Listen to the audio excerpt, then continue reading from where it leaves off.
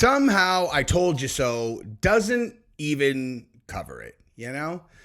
Like in reality, I take no pleasure in this article right here, okay? And I mean that sincerely, right? If you guys haven't heard yet, Yale published a new study that links COVID vaccines to alarming new syndrome causing distinct biological changes.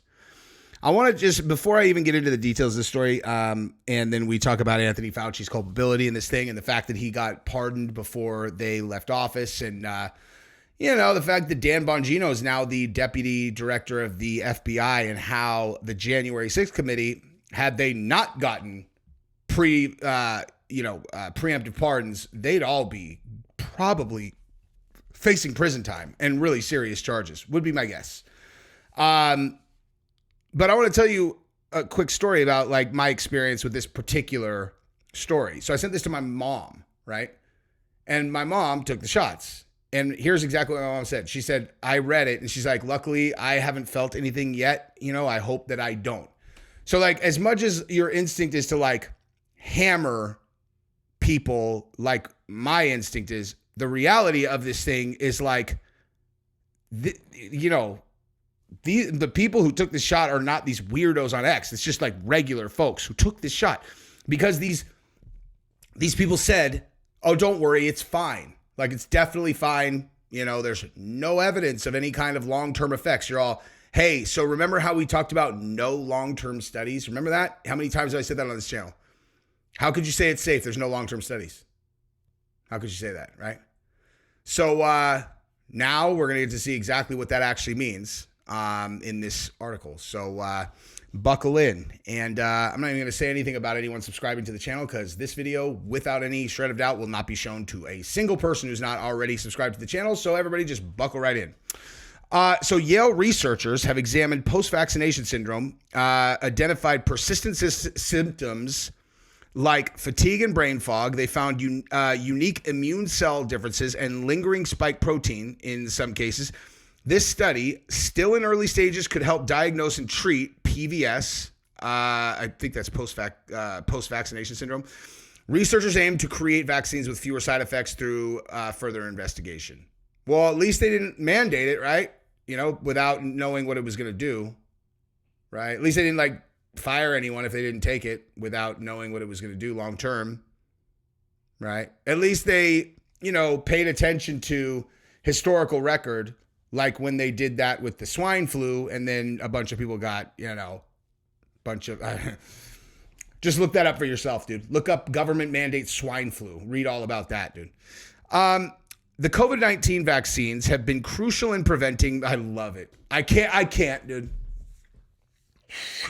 Oh man, this is going to be hard. Okay. So of course, right? Because this has to start this way, right? Instead of talking about these very scary side effects that they've now identified through a very credible and serious study done by Yale, we still have to start like this. The COVID-19 vaccines have been crucial in preventing millions of deaths during the pandemic. Okay. Maybe not, right? But is that what we're talking about right now? However, post-vaccination, a few reported some side effects such as fatigue, exercise intolerance, brain fog, tinnitus, and dizziness. A few. Oh, how many? What's a few mean? Very unspecific on purpose. A recent study by Yale researchers has delved deep into this little understood persistent condition referred to as post-vaccination syndrome. Oh, okay, cool. So all of these different things you've now plugged into some make-believe post-vaccination syndrome? All of these things? I mean, how about, what about myocarditis for people? Or whatever Eric Clapton was talking about. That sounded pretty scary. Can't use his hands, that kind of stuff. And then, left-wing mainstream media smeared him as a conspiracy theorist lunatic. So just when, if you're trying to figure out who are the good guys and who are the bad guys, keep in mind that when Eric Clapton, well known for, being a political agitator versus just a regular person who reported what happened to him, right? When he came out and said, hey, man, this is what happened to me.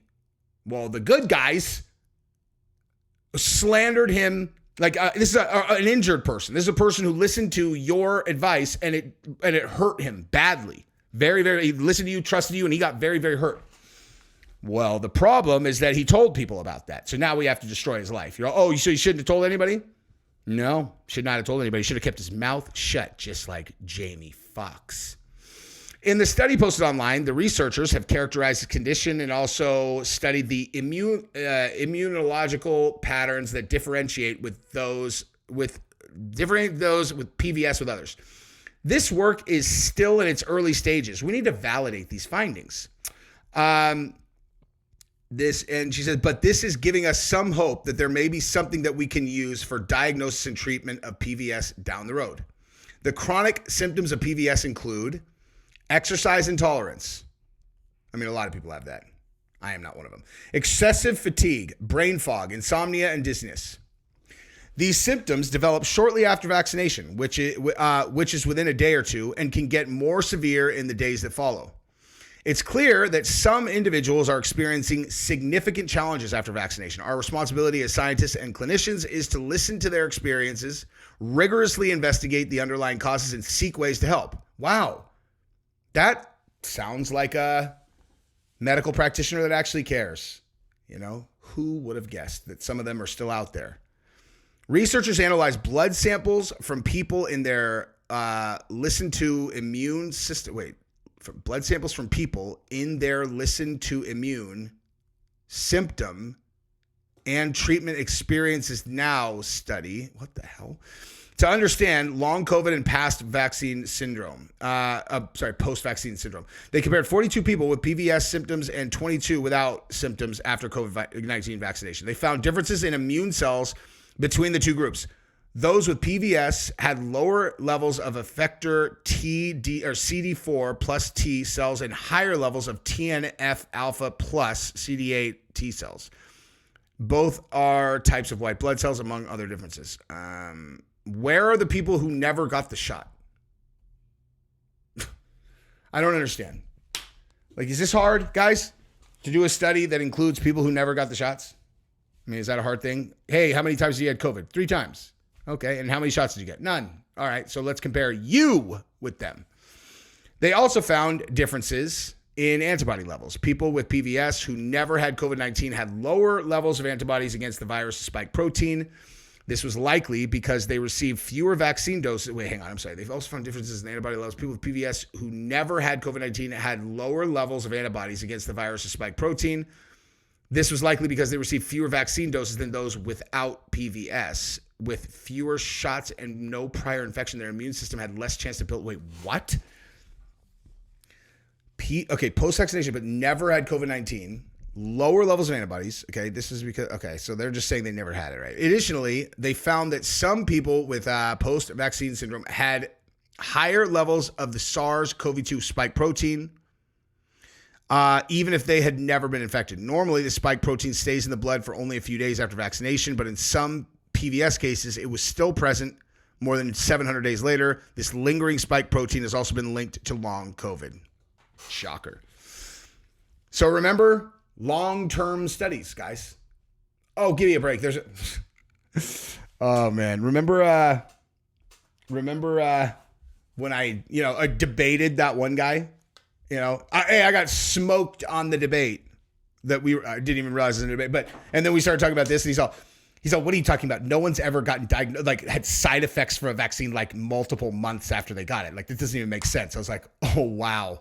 Hey, also, the earth is flat, guy. That's how you sound to me in terms of your ability to research or your clear lack of research in this topic. Here you go, dude. Okay. How could you know that in this case that they had a lingering spike protein 700 days later unless you waited the 700 days and looked, right? But you could have, in your case, looked up the swine flu mandates that were out there and how many people got them and then the number of people who got Epstein-Barr, right? And then they immediately took it off the market. Now we just lie, right? They just lie now. Well, up until, the big guy got elected and RFK got put in charge, they would just lie. They find out it's only 1 in 1,200 people that gets whatever. It's like, now they just lie. even though the numbers seem to have been much higher than that for side effects. I heard somewhere, I can't remember where. That was surprising to find the spike protein in circulation at such a late time point. We don't know if the level of spike protein is causing the chronic symptoms because there were other participants with PVS who didn't have any measurable spike protein, but it could be one mechanism underlying this syndrome. Krumholz further added that post-vaccine syndrome might be similar to other infections that lead to chronic symptoms, each through different biological pathways. One person might develop chronic symptoms due to immune dysregulation, while another experiences lingering effects from viral reactivation. We need to map these different pathways carefully to understand what is happening in each case. This work is just the beginning, and further studies are essential to guide diagnosis and treatment. Honestly, it's unbelievable. It's unbelievable. How is this how are we doing like step one of these studies right now? These are on an emergency use authorization. It's egregious. It's egregious. Let's go ahead and continue this insanity, though. The COVID-19 vaccine may also cause some mild side effects such as fatigue, headache, and a low-grade fever. These symptoms typically resolve within a few days. They indicate that the immune system is responding to the vaccine. I heard from people that their response to the vaccine was worse than when they got it in some cases. That's just people, anecdotal, just anecdotal. I wouldn't know. The researchers added that a deeper understanding of PVS is required to make better vaccines with fewer side effects. For instance, we can determine why spike protein is persisting for as long as it is in some people. Maybe we can remove it with monoclonal antibodies, for example. Well, that'd be tough because you would need the Biden administration to allow you to use them after they took federal control over them because people were using monoclonal antibodies and everyone heard it was so effective. And they probably decided that was reducing vaccination rates, so they just federally took control of it. Remember that? And then you couldn't get them? Remember that? Because they're the good guys. Okay, so we're only just getting to make headway in understanding PVS. Every medical intervention carries some risk, and it's important to acknowledge that adverse events can occur with vaccines. I agree. That is very important because if you don't do that, I don't trust you because that means you're a liar. I don't like liars. Our focus must remain on understanding what these people are experiencing through rigorous science and addressing the needs of those affected with compassion and an open mind. Scientists further stated that more studies are needed to understand the prevalence of PVS. Yeah, okay. So here's an opinion piece I wanted to show you guys. Okay. Why did a crew of Yale anti-science extremists publish research questioning the COVID vaccine safety? Now, this is funny, okay, because they're joking. A new study out of Yale University has reportedly made progress on learning why some people experiencing symptoms like fatigue, insomnia, dizziness after COVID vaccination can last for months or even years. And happily, the authors are not getting slammed as anti-science Nazis, with social media herds demanding they get defunded and fired. Yet, not so long ago in America, expressing the slightest hesitation about COVID vaccines or mentioning the fact that they didn't exactly work as government leaders claimed, and even carried some risk far from uncommon for brand new medical treatments, was treated as a moral enormity, a crime deserving of social and professional punishment, let alone trying to find out the hows and whys of those risks. The same was true of saying that schools should be open, that little kids shouldn't be masked, that lockdowns cause more harm than good, and on down the list. Yeah, right. And the people at the Midas Touch were for sure on that team. This progressive panopticon, good Lord, was created by the feds and blue. You know what? Hang on. Let's just do this. Let's scratch the itch. What the hell is that word? Circular prison with cells arranged around a central well. Okay. Well, I'm glad that we looked that up. Now I know what that means. It was aided and abetted by the mandarins of big tech, now seemingly chastened, and even by America's scientific community. The fever has, so to speak, broken, yet the same cultural leaders seem to be trying to pretend it all never happened. Exactly. That the pandemic never revealed just how eager our elites are to exercise power for their own sake. And no. It's good to do research that generates new vaccines. It's good to do research about the risks about new vaccines, like the Yale study. It's good to try to protect public health. It's good to analyze the risks that various public health interventions will hurt rather than help, as in fighting COVID with prolonged lockdowns and school closures. That now, after literal years have gone by, elite outfits like Yale are admitting that maybe somehow there was something the experts might have overlooked, is only proof of how deeply the sciences, the medical profession, the academy of our governing class violated the basic trust reposed in them to gratify their slavering for lust and power. Don't forget that, and above all, don't forgive. That's what the fuck I'm talking about, bruh. I like that article, and I like all of you guys. So that's where we're at, and Anthony Fauci should go to prison. Just as, if for no other reason, like as a symbolic sacrificial lamb, since he definitely is guilty of plenty of stuff he should go to prison for. And, it's a scalp that we need. But we're probably going to have to do that at the state level, I hear, because federal pardons are pretty ironclad.